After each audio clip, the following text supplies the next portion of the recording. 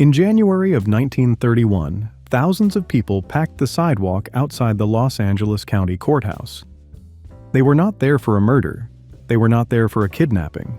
They were there because a secretary had been caught stealing from a movie star, and the whole world wanted to hear what that secretary would say on the stand. Inside the courtroom, Clara Bow sat very still. She was 25 years old. She was the biggest box office draw in America. She had received more fan letters in a single month, 45,000 of them, than any human being in Hollywood had ever received. Paramount Pictures had built half its fortune on her face.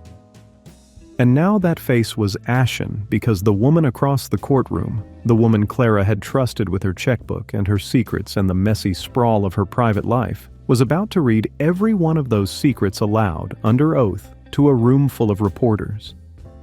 The secretary's name was Daisy DeVoe. She had been Clara's hairdresser, then her best friend, then her financial manager. Now she was the defendant in a 37-count grand theft case. And her defense strategy was simple: burn Clara Bow to the ground. What came out in that courtroom, the gambling debts, the love affairs, the names of famous men, the personal letters entered into evidence and read word by word, would travel by wire service to every newspaper in the country within hours. And that was before the tabloid publisher got hold of Daisy's stories and turned them into something much worse. Within weeks, Clara Bow, the woman who had been the living symbol of American youth and freedom and joy, would be described in print as a drug addict, a deviant, a woman who had done things so lurid the federal government would eventually prosecute the man who published them. But here is what almost no one in that courtroom understood, and what the newspapers never bothered to find out. The woman sitting at the plaintiff's table, the woman the whole country was about to turn against, had already survived things that would have destroyed most people long before Hollywood ever found her. Clara Bow did not break in 1931. She had been broken since she was a child. What the world mistook for wildness was something else entirely. And the thing they called it, that indefinable magnetism that had made her the most watched woman on earth, was in the end inseparable from the damage. To understand how she got to that courtroom and what happened after she left it, we have to go back to Brooklyn, to a tenement at 697 Bergen Street in the Prospect Heights neighborhood, to a room above a dilapidated Baptist church where, on July 29, 1905, in the middle of a heat wave that was killing people across New York City, temperatures peaking around 100 degrees, a baby girl was born who the doctor believed was already dead. Clara's mother, Sarah Frances Gordon, had been told not to get pregnant again. She had already lost 2 daughters, one born in 1903, the other in 1904, both dead in infancy. The doctor warned her that another pregnancy could kill them both. Sarah got pregnant anyway, late in 1904, and the delivery was exactly as feared. Clara later wrote about it. "I don't suppose 2 people ever looked death in the face more clearly than my mother and I the morning I was born. We were both given up, but somehow we struggled back to life." That phrase, "struggled back to life," would describe almost everything Clara Bow ever did. But the life she struggled back to was not kind.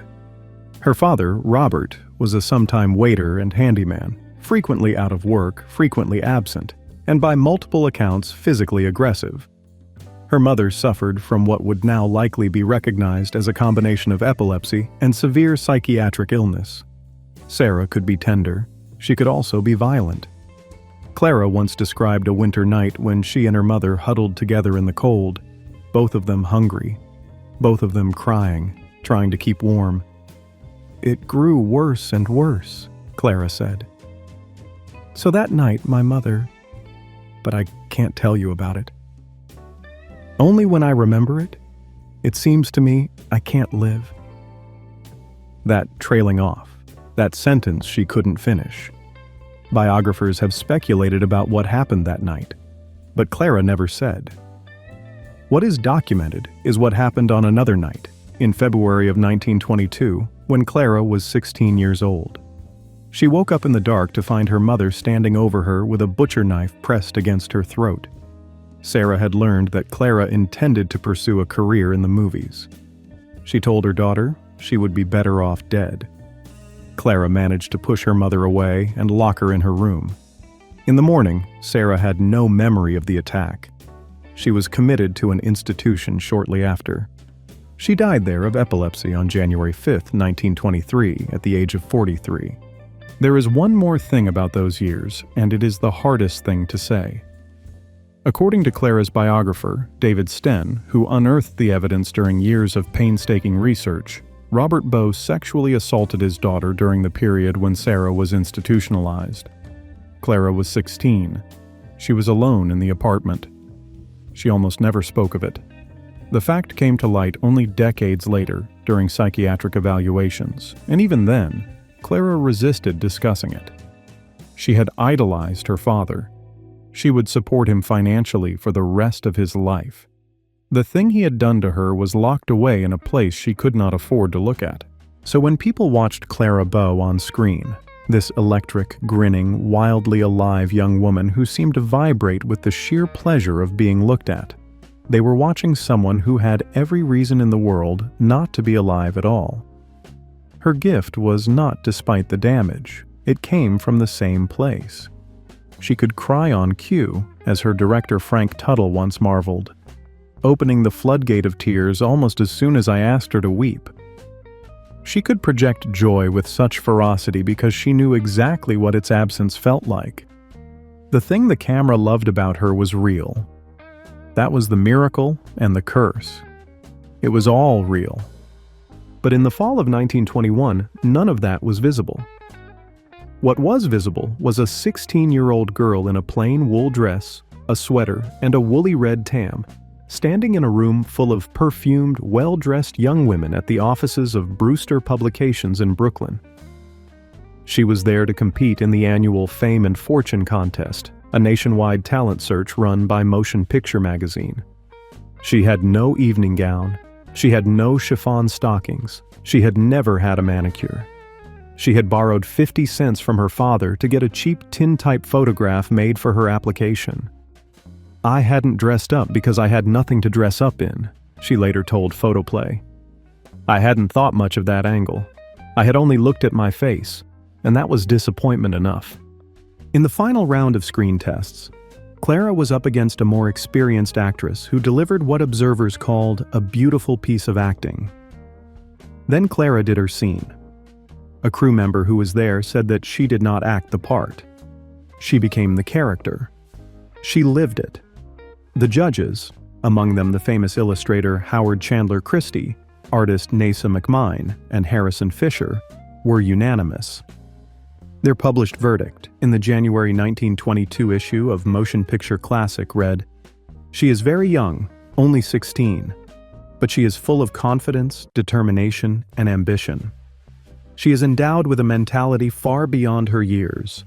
She has a genuine spark of divine fire."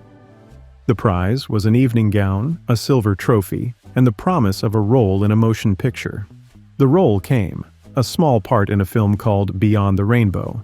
But when the picture was released in February of 1922, all of Clara's scenes had been cut from the final print. She was devastated. "I was sick to my stomach," she said. "I thought my mother was right about the movie business." What followed was a period of pure, grinding persistence. Clara went back to the Brewster offices every day. She sat in the waiting room. She asked for work. She made the rounds of studios and agencies, and at each one she heard the same things. She was too young, too little, too fat. When she mentioned the contest, they laughed. They said the woods were full of girls who'd won some bum beauty contest, she remembered. And they were mostly dumb, or they wouldn't have been in any beauty contest in the first place. Which I guess maybe was right. But eventually, either to help her or to get rid of her, someone at Brewster introduced her to a director named Elmer Clifton, a protege of D.W. Griffith, who had seen her photograph and liked what he saw, he cast her in a supporting role in a whaling drama called Down to the Sea in Ships, shot on location in New Bedford, Massachusetts. The picture was released in early 1923. Clara was billed 10th. She stole every scene she was in. Variety's reviewer wrote something that would follow her the rest of her career. Clara Bow lingers in the eye long after the picture is gone. That review, a handful of words long, may be the most accurate thing anyone ever wrote about her. Clara Bow lingered, not just in the eye, but somewhere deeper, in the nervous system, in the part of the brain that responds to someone who is fully, dangerously present. She was 5'3", plumpish by the flat-chested standards of the era, with a famous tangle of red hair that she would make even redder with henna, and enormous brown eyes, and a Cupid's bow mouth that seemed perpetually on the verge of either laughter or tears. She was not beautiful in the classical sense. She was something more dangerous than beautiful. She was watchable. No one who saw her on screen looked at anyone else. By mid-1923, a talent scout named Jack Bachman from an independent Hollywood studio called Preferred Pictures approached her with an offer: a 3-month trial, fair paid, $50 a week. Clara asked if she couldn't stay in New York and make movies there, but her father told her not to worry. She went west. She was 18 years old and alone in a city she had never visited, with no connections, no sophistication, and no idea what she was walking into. The head of Preferred Pictures was a producer named B.P. Schulberg, and he recognized immediately what he had. He also recognized that what he had was young, uneducated, desperate to please, and entirely without representation. Schulberg was a shrewd man with an instinct for talent and a facility for exploitation. He signed Clara to a trial contract and put her to work at once, sometimes on multiple films simultaneously, sometimes loaning her out to other studios and pocketing the difference between what they paid and what Clara received. Her early Preferred Pictures, Grit, released in January of 1924, then Wine, then a string of programmers and B pictures that blurred into one another, showed a young actress learning her craft at an impossible pace. The Variety reviewer, watching Grit, wrote something that sounded almost like a prophecy. Clara Bow lingers in the eye. There it was again, that same phrase, the same gravitational pull. Even in minor pictures, she was the thing you watched. By late 1923, she had been selected as one of the Wampus Baby Stars, a promotional honor given to young actresses considered the most promising newcomers of the year. On the set of Painted People in 1924, Clara worked alongside the already established star Colleen Moore. Clara was supposed to play the small part of Moore's kid sister, but she had no patience for small parts. She walked up to Moore and said frankly, "I don't like my part. I want to play yours." Moore was not amused. From that point on, she refused to let the director film any close-ups of Clara. It was a petty power move, and it taught Clara something about Hollywood that she would learn again and again. The people at the top did not want company. Over the next 3 years, Schulberg worked her relentlessly. She made film after film, at least 4 a year, sometimes many more. In 1925 alone, she appeared in 15 pictures, an almost unimaginable pace. She would finish one production on a Friday and begin another on Monday. Schulberg paid her less than comparable stars earned at other studios. She was, by many accounts, the most overworked and underpaid star in Hollywood, and she did not complain because she did not know she could. She had come from nothing. $50 a week, rising slowly to $200, was still a fortune to a girl from Bergen Street. One picture from this period stands out. The Plastic Age, released in December of 1925, was shot on location at Pomona College and cast Clara as a good-bad college girl named Cynthia Day. It was Preferred Pictures' biggest hit, and Clara's breakthrough into genuine stardom. It was also the film that set the template for what she would do best: play a girl who looks like trouble, acts like trouble, and turns out to have a heart that is far more decent than anyone around her deserves. Audiences saw themselves in her, not the polished, aspirational selves that other stars reflected back, but the messy, hopeful, slightly reckless selves they actually were. As soon as she started earning, Clara brought her father to live with her in Hollywood. She funded one business venture after another for him: a restaurant, a dry cleaning operation, all of which failed. She gathered her relatives and brought them to California. She was, in her private life, Exactly what she was on screen. Generous, impulsive, warm to a fault. A co-worker at the studio who knew her well once said, "She was the sweetest girl in the world, but you didn't cross her and you didn't do her wrong." When Preferred Pictures went bankrupt in 1925, Schulberg landed at Paramount and brought Clara with him, not out of loyalty, but because she was his single, most valuable asset. As the press reported at the time, Schulberg was catapulted into his position at Paramount because he had Clara Bow under personal contract. It was Clara who made Schulberg. He never acknowledged this. Paramount's own CEO, Adolf Zukor, understood what was happening better than anyone. All the skill of directors and all the booming of press agent drums will not make a star, Zukor wrote in his memoirs. Only the audiences can do it. The audiences had spoken. They wanted Clara Bow. At Paramount, the workload only increased.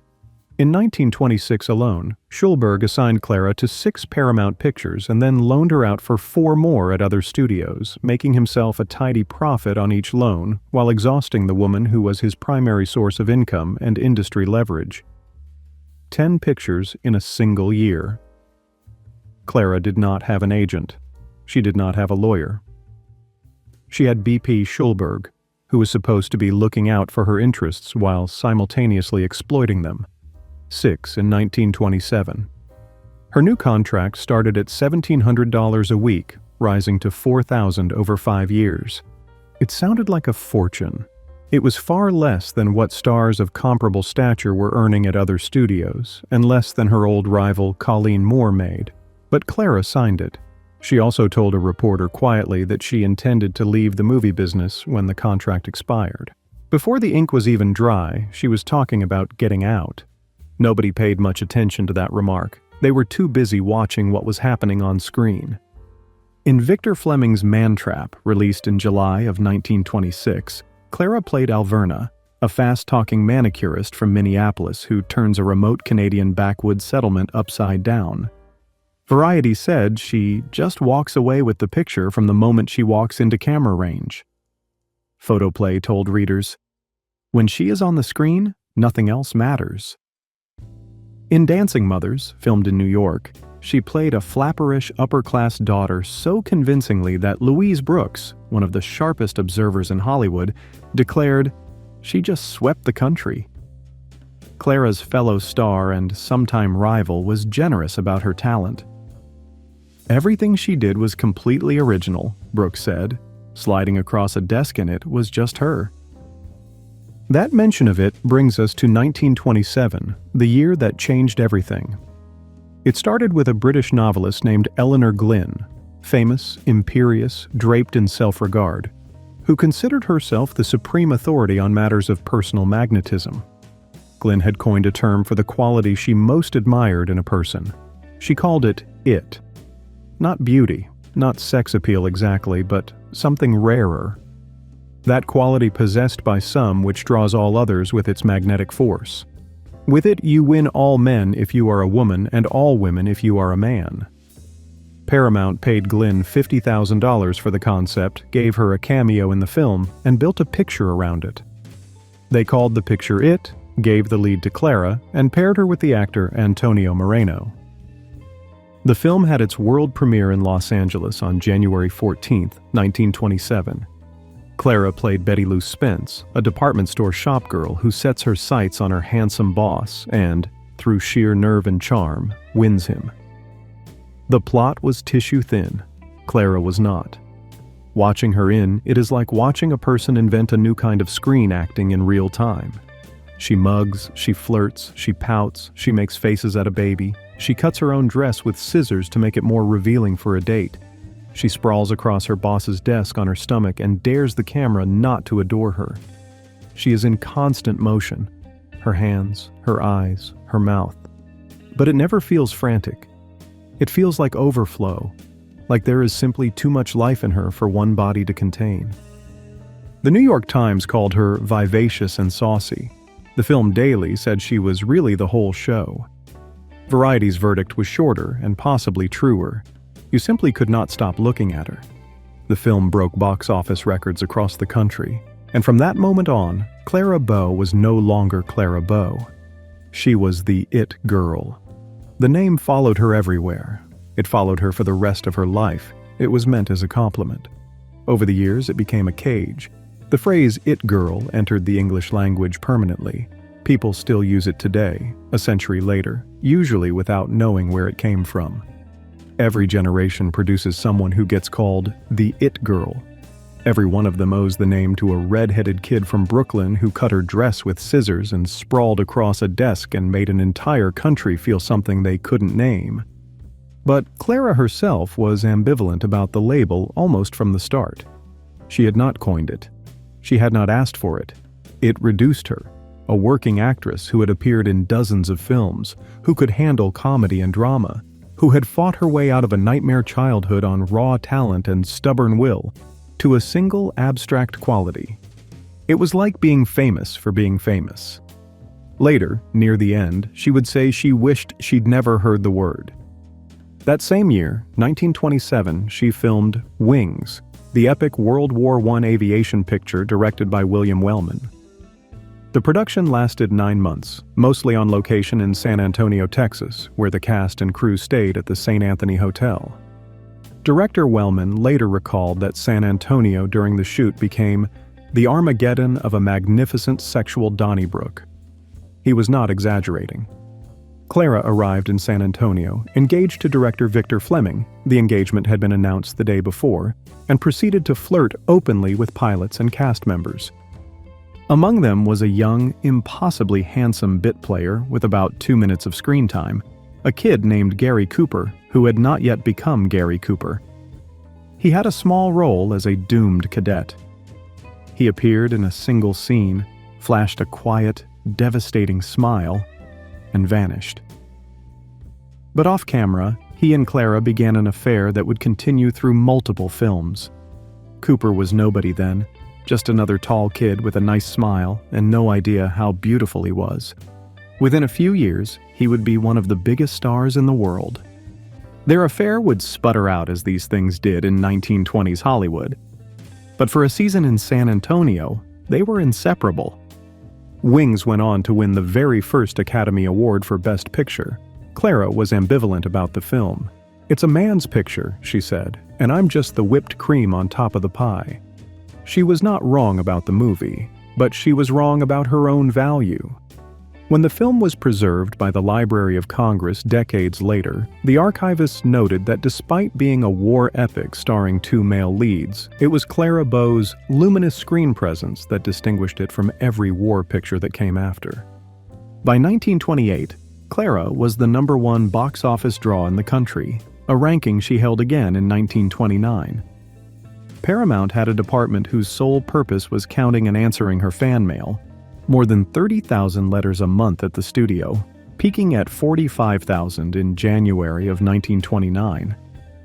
When fans learned she used henna in her red hair, sales of the dye tripled nationwide. She was on the cover of every magazine.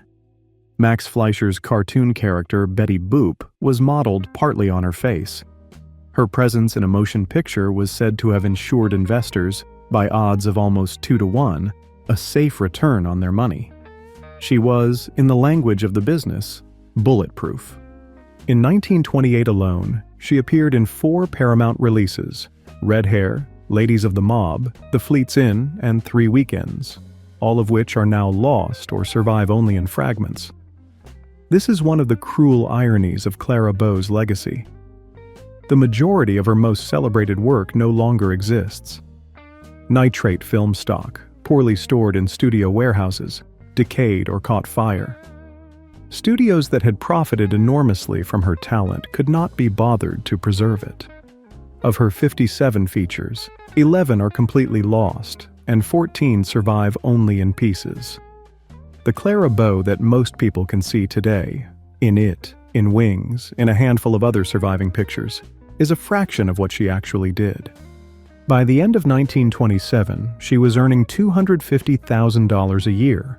Enormous money, but still less than what the very top tier of Hollywood stars commanded.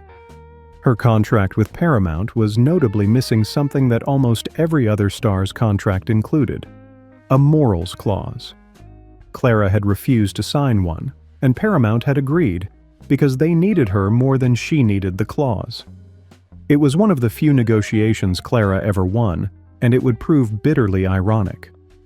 The morals clause was designed to protect the studio from scandal. Without it, Clara had no contractual protection when the scandal came. The studio could simply walk away, and she was miserable. Not always, not entirely, but increasingly, in ways that crept into her work and her off-screen life with the slow insistence of a tide. She could not sleep. Bottles of sedatives lined her bedside table. Photoplay reported rows of bottles in October of 1929. She gambled, sometimes heavily, once running up a $13,500 debt playing roulette at the Calneva Lodge at Lake Tahoe with Will Rogers, a debt she initially refused to pay, and that became a public embarrassment. She drank. She had affairs that the press reported with glee and that Paramount's publicity department alternately encouraged and deplored. She went through engagements the way other women went through hats. The actor Gilbert Roland, who was her first real Hollywood love, called her Clarita and remained devoted to her long after their engagement ended. Then came Victor Fleming. Then the cabaret star Harry Richman. Each time the papers treated it as spectacle. Each time the engagement fell apart. Each time Clara was the one left standing in the wreckage, confused about what had gone wrong. People who knew her during this period described a contradiction that they could not resolve. On screen, she was pure energy, pure confidence, the embodiment of someone who had figured out the secret to living. Off-screen, she was lonely, anxious, trusting to the point of self-destruction, and desperate for approval. She answered fan letters personally. She tipped lavishly. She supported her father despite everything. She invited people into her life with open arms and was stunned every time when they betrayed her. Her warmth was genuine. Her judgment was catastrophic. "She's unhappy and disillusioned," Clara once said of the flapper she played on screen. "And that's what people sense." She was talking about herself. The screenwriter Adela Rogers St, who knew Clara well, wrote something even more pointed. "There seems to be no pattern, no purpose to her life. She swings from one emotion to another, but she gains nothing, stores up nothing for the future. She lives entirely in the present, not even for today, but in the moment. Hollywood's social elite wanted nothing to do with her. Stars like Douglas Fairbanks, Mary Pickford, and Marion Davies considered Clara vulgar. She was a working-class girl from Brooklyn who chewed gum, spoke bad grammar, refused to sign a morals clause, and treated everyone, grips, executives, waiters, fans, exactly the same way. She did not play the game. She did not know there was a game. The same people who wouldn't invite her to their dinner parties were perfectly happy to profit from her films. Clara noticed this. She did not have the vocabulary to articulate it, but she felt it in her bones. Years later, when she was living alone in Culver City, she wrote about it in her letter to Marlon Brando, touching on her wild behavior and Paramount's hypocrisy and the snobbery of Hollywood's elite with a frankness that suggested the wounds had never fully healed. There was something else about Clara's life in those peak years that the press loved to cover and that caused her real pain. She collected stray animals, dogs, cats, anything that wandered into her yard, and kept them all, turning her modest house on Bedford Drive in Beverly Hills into a menagerie. The house itself was famously untidy. Clara did not care about appearances, not at home. She cared about loyalty, about warmth, about the feeling of being surrounded by living things that depended on her and that she could take care of. The same instinct that made her answer fan letters personally, thousands of them, and tip waitresses with $20 bills and buy her father businesses he would only run into the ground. That instinct extended to anything that seemed small or lost or in need of protection. It was the instinct of a person who had once been all of those things and who had never entirely stopped being them. The journalist Luella Parsons, who had befriended Clara back in 1923 when she was still a nobody in New York, remained one of her few defenders throughout the scandals. Parsons had interviewed Clara for the New York Morning Telegraph in July of that year, and she stuck to her original assessment through everything that followed. She is as refreshingly unaffected as if she had never faced a camera. She hasn't any secrets from the world. She trusts everyone. She is almost too good to be true. In 1931, when the tabloids were destroying Clara's reputation, Parsons was one of the few voices in the press who spoke up on her behalf. The red tam, that cheap woolly thing she'd worn to the fame and fortune contest a lifetime ago, was long gone by now. But the girl who had worn it, the girl who had nothing and wanted everything, was still there. The money and the fame had not replaced what was missing. They had only made the absence louder. And then sound came. The transition from silent films to talkies began in earnest in 1929, and it terrified Clara. She had built her entire career on physical expressiveness, the way she moved, the way her face changed like weather, the way she could communicate more with a widened eye than most actors could with a page of dialogue. Now she would have to speak. And Clara had a thick Brooklyn accent, rough grammar, and a vocabulary shaped by tenement streets, not finishing schools. "I hate talkies," she said flatly. "They're stiff and limiting. You lose a lot of your cuteness because there's no chance for action, and action is the most important thing to me." Her first sound picture was The Wild Party, released in 1929, directed by Dorothy Arzner, one of the only female directors in Hollywood and the first to make a sound film for Paramount.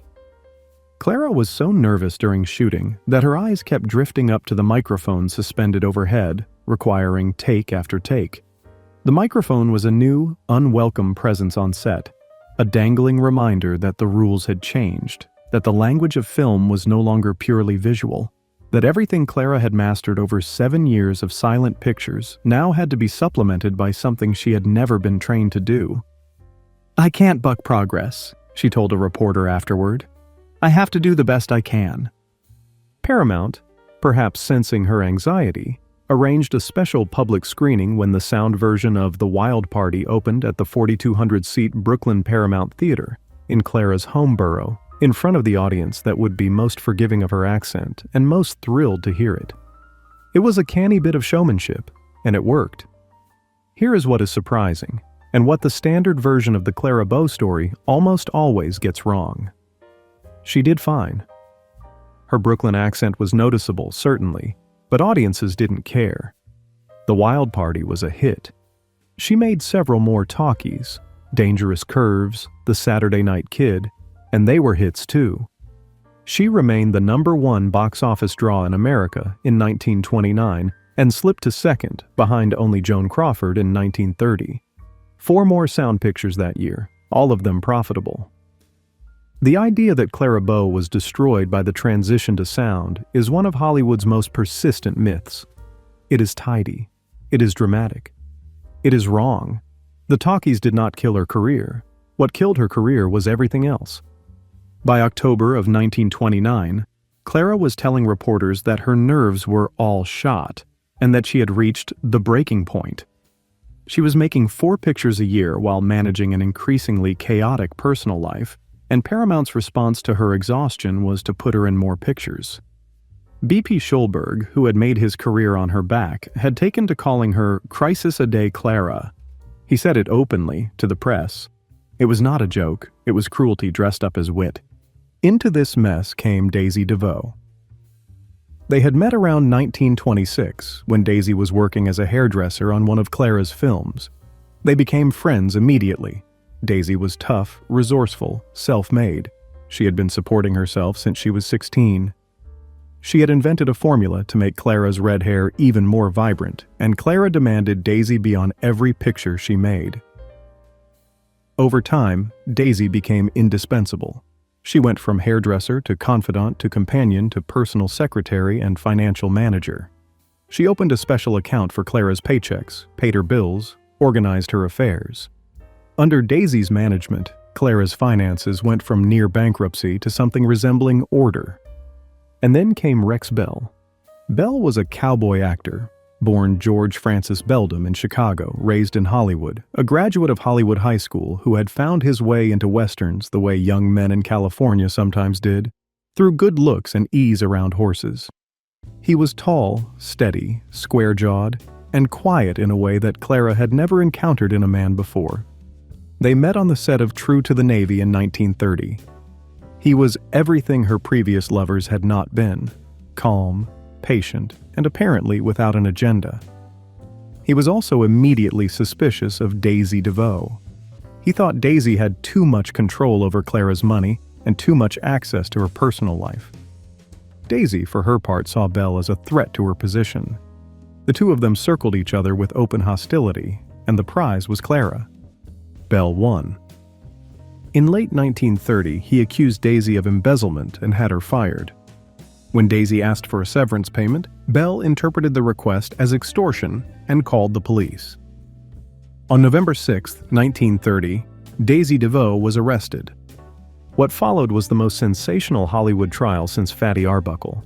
The grand jury indicted Daisy on 37 counts of grand theft, accusing her of walking off with jewelry, personal papers, and approximately $16,000 from one of Clara's accounts. The trial began on January 13, 1931, with thousands of spectators and reporters flooding the courthouse. Daisy emerged from a car flanked by officers, pushing through flashing bulbs and shouting crowds. Inside, she sat on one side of the courtroom. Clara sat on the other, staring at the floor. Daisy's lawyer made a calculated and devastating decision.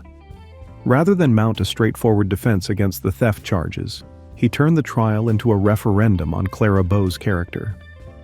Stolen personal correspondence was entered into evidence, love letters, telegrams, private notes, and read aloud, word by word, to the courtroom and the reporters scribbling in the gallery. The names of Clara's lovers were spoken from the witness stand. Details of her gambling debts, her spending habits, her drinking, her parties, all of it spilled into the public record. The defense attorney did not need to prove his client innocent. He just needed to make the jury believe Clara deserved what she got. It worked, partially. Daisy was convicted on only one count, the theft of a fur coat, and sentenced to 18 months in the county jail. A forensic accountant had testified that $48,000 was unaccounted for in one of Clara's Daisy-managed accounts. But the jury could only agree on one charge. It was, by any measure, a victory for Daisy's strategy. But the damage to Clara was barely beginning. A tabloid publisher named Frederick Gurnau, working with information he claimed to have obtained from Daisy, produced a 60-page pamphlet he called Clara's Secret Love Life as Told by Daisy. It contained allegations so extreme that even the sensation-hungry press of the era recognized many of them as fabrications. Gurnau accused Clara of drug addiction, exhibitionism, incest, sexual encounters with animals, and a host of other acts so lurid they triggered federal obscenity statutes. He tried to sell the pamphlet to Rex Bell for $25,000. When Bell refused, Gurnau distributed it to Will Hayes, the head of the Motion Picture Producers and Distributors of America, and to judges and PTA officials. Then he sent copies through the United States mail, which was his mistake. Federal agents arrested him. He was convicted and sentenced to 8 years in prison, of which he served 42 months at Leavenworth. But the stories were out, and the American public, deep in the Great Depression, was in no mood for sympathy. Clara Bow had symbolized the roaring, reckless, champagne-soaked 20s. The party, the abandon, the refusal to worry about tomorrow. The 20s were over. Tomorrow had arrived, and it was hungry and frightened and broke. Clara was convenient. She was also, in a way the public could not quite articulate, threatening. She had always been too much, too sexual, too free, too loud, too Brooklyn. In the boom years, those qualities read as vitality. In the bust years, they read as vulgarity. The country wanted decency. Clara Bow was not decent. She was alive, which is a different thing entirely. Paramount, the studio that had profited from every picture she ever made, did not stand by her. They could not distance themselves fast enough. The same B.P. Schulberg who had built his career on Clara's talent, the man she had made rich, The man who had worked her to the breaking point for nearly a decade showed no sympathy during the trial. He offered no support, no public statement, nothing. As historian Elena Archer later observed, she really wanted everyone to love her, and the studios took advantage of that. They really used her up. In the spring of 1931, after asking Paramount for time off, "I'm on the verge of a nervous breakdown," she wrote in a heartfelt plea to the studio, "and I don't intend to have one if I can help it." Clara was admitted to a sanitarium in Glendale. Paramount agreed to release her from the final months of her contract, but according to biographer David Stenn, used the arrangement to cheat her out of roughly $100,000 in salary she was owed. It was a staggering sum in 1931, enough to have secured her financial future. Instead, the studio pocketed it, the same studio that had made millions from her name. B.P. Schulberg immediately began grooming a replacement, a red-headed former Ziegfeld girl named Peggy Shannon, whom he marketed to the press as the new It Girl. It was as if Clara could be swapped out like a broken part in a machine. Shannon, for her part, never asked for the comparison and was crushed by the weight of it. Her career never recovered from the impossible standard of being measured against Clara Bow. She spiraled into alcoholism. In 1941, at the age of 34, Peggy Shannon was found dead at her kitchen table, a cigarette in one hand and a glass of liquor in the other. Her husband, devastated, took his own life shortly afterward. Schulberg's own career didn't fare much better. He was pushed out of Paramount, likely because of his liberal politics, and faded into obscurity as an independent producer. The man who had built his empire on Clara Bow's back ended up with nothing to show for it but the wreckage he had left in his wake. Clara, meanwhile, went to Nevada. Rex Bell came for her. He took her to his ranch outside Searchlight, a rough, quiet, beautiful place about 60 miles south of Las Vegas. The house was rustic. The land stretched for thousands of acres. There was nothing around them but desert and sky. Clara called it her desert paradise. Rex called her Clarita, the name Gilbert Rowland had given her. On December 3, 1931, they eloped to Las Vegas and were married. For a while, she was happy. She slept. She rode horses. She ate well and gained weight and didn't care. She told a reporter that what she needed was sleep, exercise, food, and distance from Hollywood. Her voice in the interview was calm. She sounded for the first time in years like a woman who might be all right. And then, remarkably, she went back. Every studio in Hollywood except Paramount wanted her. Mary Pickford, who had once been among the elite who looked down on Clara, now declared that she was a very great actress and wanted Clara to play her sister in the film Secrets. Howard Hughes offered a 3-picture deal. MGM wanted her for Red-Headed Woman, but Clara turned it down because Irving Thalberg required a long-term contract, and she would not be locked in again. She had learned, at great cost, what a long-term contract meant. In April of 1932, she signed a 2-picture deal with Fox Film Corporation. The terms gave her control she had never had at Paramount. The first picture was Call Her Savage, released in November of 1932. It was a melodrama about a headstrong woman with a violent temper. The parallels to Clara's own public image were not subtle, but she played the role with a raw intensity that silenced anyone who had written her off. The film was a commercial success. The second picture, Hoopla, released in early 1933, was lighter but equally well received. Reviewers said she was as sparkling as ever, that the camera still loved her, that whatever she had been through, the trial, the tabloids, the breakdown, it had not diminished the thing that made her extraordinary. There is something almost unbearably poignant about these 2 final films. Clara Bow, at 27, was better than she had ever been. She had grown as an actress. The nervous energy of her silent work had deepened into something more controlled, more knowing. She could have had a second career. Studios were lining up. But Clara was done. She knew it before anyone else did. "I don't want to be remembered as somebody who couldn't do anything but take her clothes off," she told reporters. "I want something real now." She was 28 years old. She had appeared in 57 films in 11 years. She had been the #1 box office draw in America. She had starred in the first film to win the Academy Award for Best Picture.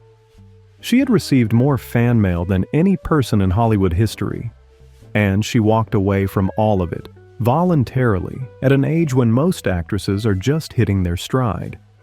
It was not a defeat. It was a choice. Perhaps the first truly free choice Clara Bow had ever made. She had spent her entire life being needed by other people. By her mother, by her father, by Schulberg, by Paramount, by the audiences who lined up for every picture. Walking away was the one thing she did entirely for herself. What followed was not a retirement.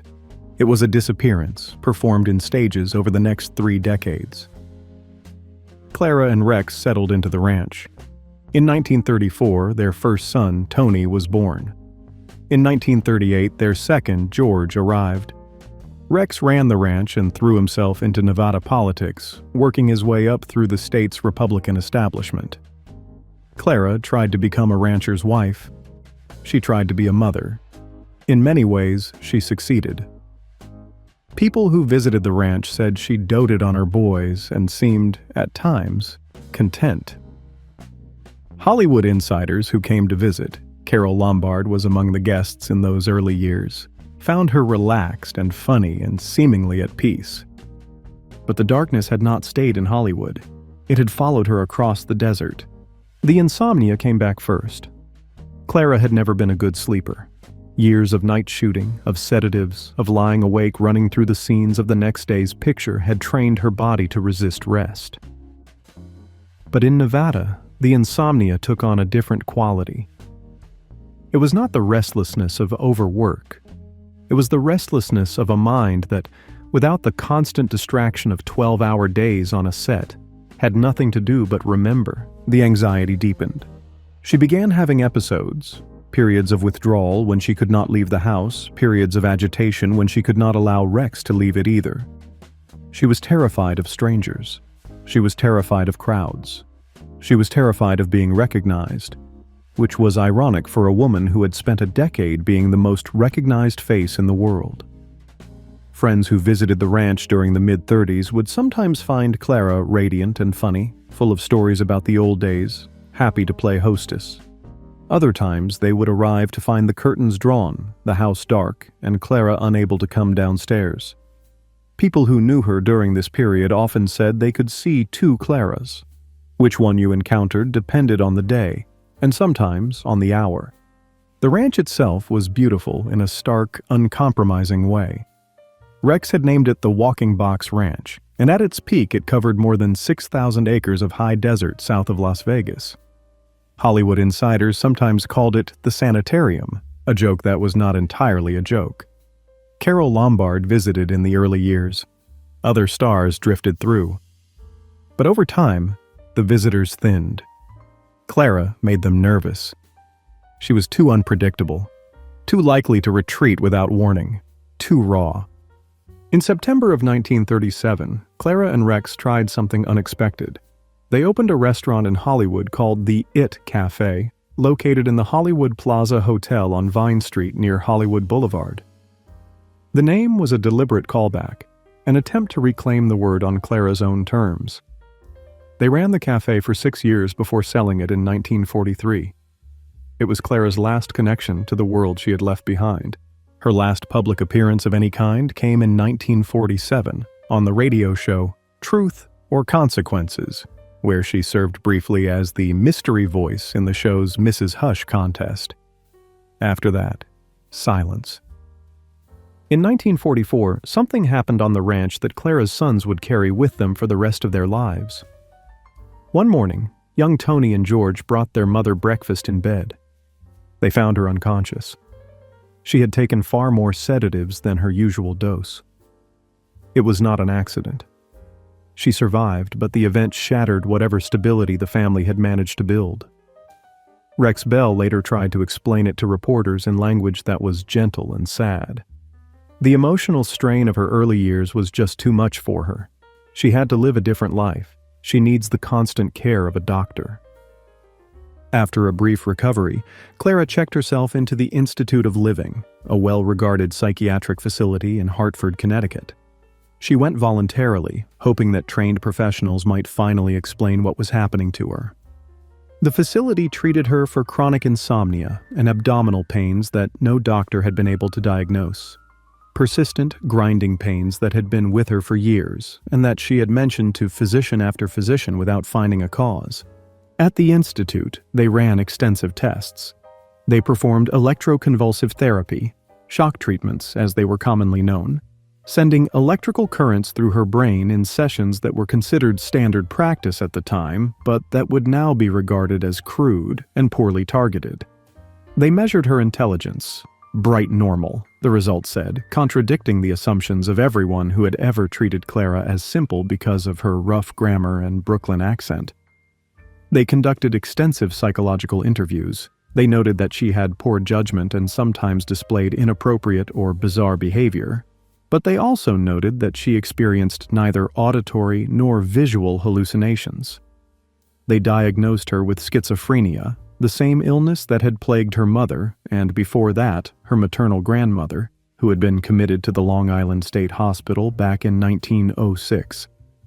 Analysts traced the onset of Clara's condition to the night in February of 1922 when Clara Bow held a butcher knife to her daughter's throat. That night, they believed, had fractured something that could not be mended. The abdominal pains, they concluded, were delusional, a physical manifestation of psychological distress. Clara listened to the diagnosis. She rejected it. She refused further psychological analysis. She left the institute and she did not return to her family. That fact, plain, irreversible, devastating, is the pivot point of Clara Bow's last act. She moved to a small bungalow, eventually settling in Culver City, and she lived there, alone except for a nurse named Adela Smith, for the rest of her life. Rex and Clara never divorced. They remained legally married, and he visited when he could, driving from Nevada to Los Angeles and back. But they lived apart. Her sons grew up without their mother's daily presence. The separation was, by all accounts, a decision made jointly by Clara and Rex. She could not care for the boys, and the boys could not grow up watching their mother's illness consume her. It was practical. It was also heartbreaking. Rex, ever loyal, never admitted publicly that they were separated. When reporters or political associates asked about his wife, he said she lived in Los Angeles because her medical needs could not be satisfied in Nevada. It was a kind lie, and people accepted it. He visited as often as his schedule allowed. He never sought another relationship. He had married the most famous woman in America, and he stayed married to her, even when the woman she had been was someone only he and a few old friends could still see. In the bungalow, Clara built a small, quiet life that bore no resemblance to the one she had lived before. She read voraciously, novels, histories, anything she could find, educating herself in ways she had never had the chance to do, making up for the schooling she had abandoned at 16. Her IQ tests at the Institute of Living had come back bright normal, and the woman who Hollywood had often treated as an uneducated oddity turned out to be, in the privacy of her own home, a serious and curious reader. She watched television. She watched movies at drive-in theaters, drive-ins specifically, because she could sit in the car and not be seen. She adored Marilyn Monroe, feeling perhaps some kinship with another woman the world loved to look at. She became fascinated by Marlon Brando and arranged for him to visit her at home. In December of 1954, she sent Brando a Christmas card with a long, chatty, slightly wistful letter enclosed, asking for a new autographed photo because the ink on the one he had sent in 1952 had faded. "You didn't by any chance write with vanishing ink, did you?" she asked. It is one of the few surviving documents from Clara's later years, and its tone, warm, self-deprecating, a little lonely, still recognizably the voice of the girl from Brooklyn, is almost unbearable to read if you know the rest of the story. In 1955, Clara's father retired from a job at a Las Vegas casino and came to live with her. Robert Bow was 82 years old. Whatever Clara felt about sharing her small, carefully controlled world with the man who had hurt her most, the man she had also loved most, the man she had supported financially for decades? She did not say. He died 2 years later, at 84. Rex Bell, meanwhile, had risen to become Lieutenant Governor of Nevada, a position he held from 1954 to 1962. He was popular and respected, a man who had traded the artifice of Hollywood for the harder satisfactions of public service. On the evening of July 4, 1962, Rex Bell suffered a heart attack in Las Vegas. He had spent 2 strenuous days launching his campaign for governor of Nevada at the Republican July 4th rally. He had been complaining of pains in his arm and was scheduled to see a doctor the next morning. He never made it. He was with his brother Hodson when the attack came, and he was pronounced dead on arrival at Sunrise Hospital. He was 58 years old. 3 years later, his brother Hodson would die the same way, of a heart attack, in the same city. Clara, accompanied by her nurse, attended the funeral in Glendale, California. The service was held at Forest Lawn, the same cemetery where Clara herself would one day be buried. She stayed only a few minutes. People who saw her that day said she looked frail and disoriented, a woman in her late 50s who moved like someone much older. Among the pallbearers was Gilbert Rowland, dear Gilbert, who had loved Clara since 1925, who had called her Clarita for nearly 40 years, who had written her letters throughout her long seclusion trying to cheer her up, urging her to get well so she could be reunited with her sons. Clara had always insisted that Gilbert be one of her pallbearers when her own time came. He honored that wish 3 years later. Also at the funeral was Richard Arlen, who had co-starred with Clara in Wings 35 years earlier, and Walter O'Malley, the owner of the Los Angeles Dodgers, and Ralph Edwards, the host of Truth or Consequences, the show on which Clara had made her last fleeting public appearance 15 years before. Rex Bell had touched many lives, but the person who had known him best, the woman he had rescued from a sanitarium, married in a small ceremony in Las Vegas, and loved patiently and at a distance for 3 decades, could barely bring herself to stay in the room. After the funeral, Clara went home. David Stenn wrote that aside from holiday shopping and doctor's appointments, she would never leave the house again. The red tam, start there and end there. The cheap, woolly red tam she had worn to that contest in Brooklyn in 1921. The only thing she owned that she thought might make her look like someone worth looking at. She had been 16, with nothing. No money, no connections, no protection, and no reason to believe the world would give her anything but what it had already given her, which was hunger and violence, and the sound of her mother's voice telling her she'd be better off dead. And yet she had walked into that room and become someone else. She had done it with nothing but whatever was inside her. The judges called it divine fire. Eleanor Glynn called it it.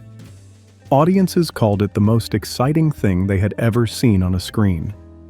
Psychiatrists, decades later, would give it clinical names. But none of those words were the right word. The right word was the one Clara herself never found, because she spent her whole life looking for it in other people's faces, and never finding it there either. On September 27, 1965, at her home in Culver City, Clara Bow suffered a heart attack. She was 60 years old. Her nurse, Estella Smith, was the only person present. Clara had been watching television. The autopsy revealed something her doctors had missed during all those years of psychiatric treatment. All those shock therapies and intelligence tests and clinical interviews and institutional stays. Clara Bow had advanced atherosclerosis, a severe progressive disease of the arteries that can begin in adolescence and that slowly, inexorably starves the heart of blood. The abdominal pain she had complained about for decades, the pains her psychiatrists had classified as delusional, the pains that had been absorbed into her schizophrenia diagnosis as further evidence that her suffering was in her mind. Those pains had been real. Her heart had been failing for years, possibly for most of her adult life. The illness that finally killed her was a physical one, and it had been there all along, undiagnosed, while doctor after doctor looked at her history, saw a troubled woman from a troubled family, and concluded that the trouble must be psychological. She was buried at Forest Lawn Memorial Park in Glendale, in the Freedom Mausoleum. Her estate was valued at roughly $500,000. Her star on the Hollywood Walk of Fame, awarded in 1960, sits at 1500 Vine Street. In 1994, her image appeared on a United States postage stamp designed by the caricaturist Al Hirschfeld. In 2024, nearly 60 years after her death, Taylor Swift released a song called Clara Bow, the closing track on an album, introducing Clara's name to a generation that had never heard of her. Swift's great-great-granddaughters said the song gave them chills. Gilbert Rowland, Clara's first fiancé, the man who had called her Clarita since 1925, lived until 1994. He was one of her pallbearers, as she had requested. He never stopped talking about her to anyone who would listen. In interviews conducted late in his life, his voice still softened when he said her name. Of Clara Bow's 57 feature films, 11 are completely lost. 14 survive only in fragments. The rest, the ones you can still watch if you seek them out, the ones where you can still see what all the fuss was about, show a young woman who could make you believe she was the happiest person alive. She was not. She was someone who had learned, very early and at terrible cost, that the only safe place in the world was inside a performance. The camera was the one thing that had never hurt her. It was the one thing that loved her exactly as she was. It did not judge her accent or her grammar or her father or her mother or the place she came from. It simply looked at her, and she looked back. And something passed between them that no one has ever been able to fully explain. Eleanor Glynn tried. She called it it. Audiences knew it when they saw it. Clara herself never found a word for it. She just did it, over and over, 57 times until she couldn't do it anymore. The television was still on when the nurse found her. The house was quiet. There was no audience. There was no applause. There was just a small room in Culver City, and a woman who had once been the most famous person in America, and the flickering light of a screen that someone had forgotten to turn off.